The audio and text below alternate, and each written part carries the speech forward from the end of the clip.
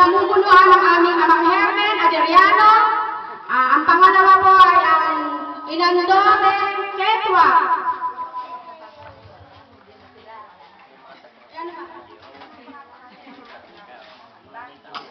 Okay. Yun sa Inandore, tapos wala rin yung mga anak. Papakilala sana yung mga kanilang mga anak. Ang Inang Dele na susunod, diba? Inang Dele, pilido mo ngayon. Dalaga ka na eh. Ano ba pilido mo ngayon? Dalaga ka na eh. Del Rosario pa rin.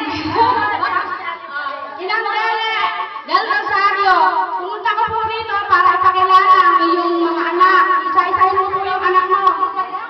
Isa lang. Ate Tole. Yung po ang kanyang anak na panganay. Merry Christmas sa inyo lahat. Lalo-lalo na sa aking mga tita. Pasalamat ako sa inyo at tayo ay nag-reunion na naman. Maraming salamat sa inyo. Merry Christmas sa inyo lahat.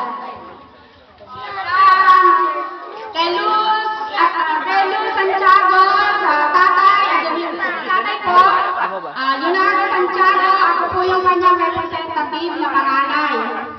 Ako na tayo bahala. Kaya na. Okay na.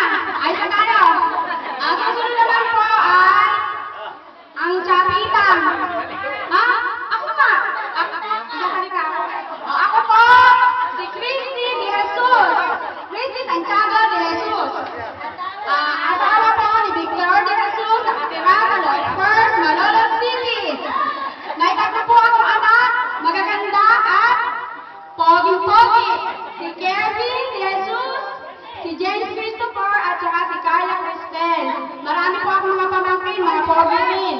Magaganda rin. Okay, sino naman susunod? O, Chapita!